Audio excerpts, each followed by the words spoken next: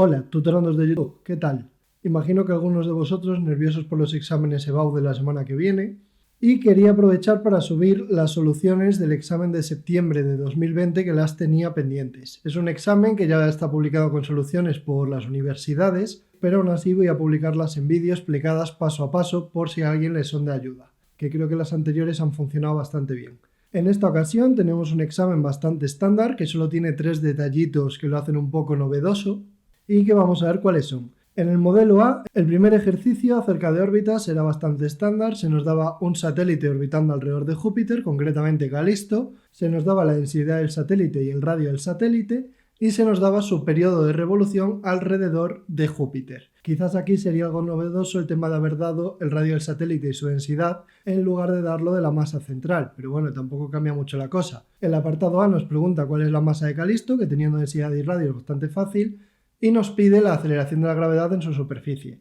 Y el apartado B nos pide su energía cinética en la órbita y su energía mecánica. Por otra parte, el apartado 2 nos habla de un violín que emite ondas sonoras, nos da la potencia de emisión y nos da la frecuencia de la onda. Entonces, en primer lugar, se nos pregunta por la naturaleza de las ondas sonoras, si son longitudinales o transversales, que son longitudinales siempre, y se pide la longitud de onda, que bueno, teniendo la velocidad de propagación y la frecuencia, pues se despeja bastante fácil. Después, en el apartado B, se nos plantea que tenemos 15 violines sonando a la vez y que estamos a 20 metros de todos ellos. Se nos pide el nivel sonoro o nivel de intensidad sonora y lógicamente lo único que hay que tener en cuenta es que no se pueden sumar los decibelios, sino que hay que sumar los vatios partido por metro cuadrado. El tercer ejercicio también era bastante estándar acerca de electrostática, se nos daban dos cargas que además eran exactamente opuestas y estaban en posiciones simétricas respecto al origen de coordenadas, la primera a la izquierda y la segunda a la derecha. Entonces se pedía el potencial y el campo eléctrico en el origen de coordenadas, que el campo se anula por estar en el medio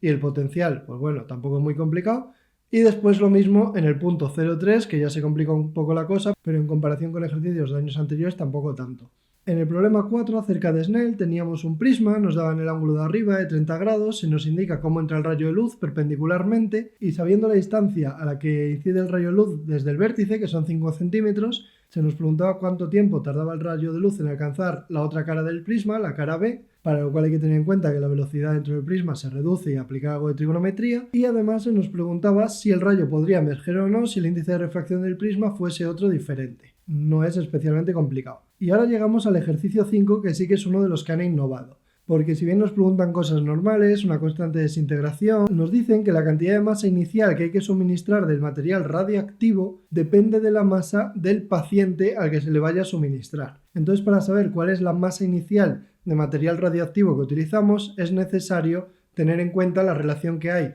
entre la actividad que queremos y la masa del paciente. Veremos cómo se hacía, pero bueno, al final es una regla de 3, tampoco se complicaba mucho. Por otra parte, si nos vamos al modelo B, en primer lugar teníamos otro problema de órbitas bastante sencillo. Nos pedían el periodo de revolución de una sonda y la velocidad orbital, y además se nos pedía la energía mínima para lanzarla hasta el infinito. Por otra parte, si nos vamos al ejercicio 2, que era ya de ondas, nos daban una serie de datos y nos preguntaban la velocidad de propagación y la amplitud de la onda, bastante estándar, pero después nos pedían la fase inicial y la expresión matemática de la onda, que se complicaba un poquillo porque los datos, en vez de estar en el origen de coordenadas y en el instante inicial, estaban en el origen de coordenadas, pero 600 microsegundos después. Además, en esas circunstancias no es cero ni la elongación ni la velocidad de propagación y por tanto la fase inicial no es una de las 4 sencillas. El ejercicio 3, por otra parte, era un ejercicio de ley de Faraday y de inducción, nos planteaban una espira y demás, y nos planteaban en el primer caso que el campo magnético tenía la forma 3t cuadrado, es decir, que era un campo variable en el tiempo, y en el segundo caso el campo era constante y era la espiral que empezaba a girar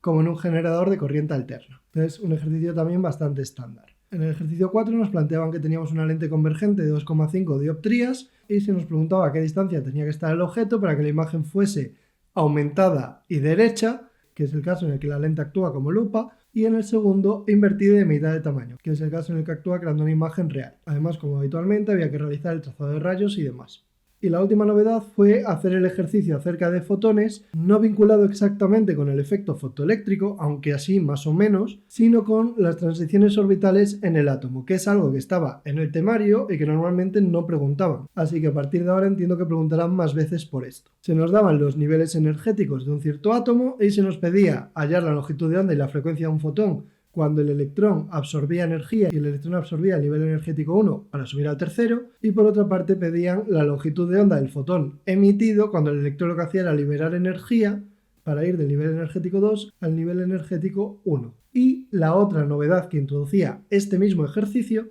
era calcular la potencia de un láser que utilizase este fenómeno sabiendo la cantidad de fotones emitidos por segundo, que es algo que en Madrid yo no había visto nunca. Así que haciendo un balance global, este quinto ejercicio de aquí era un poco raro, pero sin embargo el ejercicio 4, el 3, el 2 y el 1 eran bastante estándar, quizás el 2 un poquillo más complicado por el tema de no dar los datos en el instante inicial, y en el primer modelo el ejercicio quinto también era un poco raro, el cuarto no tenía especial complicación, el tercero tampoco, el segundo tampoco y el primero tampoco, así que quizás lo más sensato sería elegir el primer modelo en lugar del segundo. Como estamos hablando de un examen en el que se podía elegir cualquier cantidad de preguntas, realmente había un montón de combinaciones con las cuales el examen era facilísimo. Mi consejo general siempre serían las dos de gravedad, la de sonido y las dos del bloque 5, pero como en este caso se complicaron un poco, quizás las dos de electromagnetismo o las dos de óptica según la preferencia de cada uno. Durante mañana y pasado mañana subiré las soluciones de estos ejercicios paso a paso. Y además, el miércoles de la semana que viene publicaré en Twitter y en Instagram las soluciones del nuevo examen de la Comunidad de Madrid de la EBAU. Espero que esta serie de vídeos os sea de utilidad y nos vemos.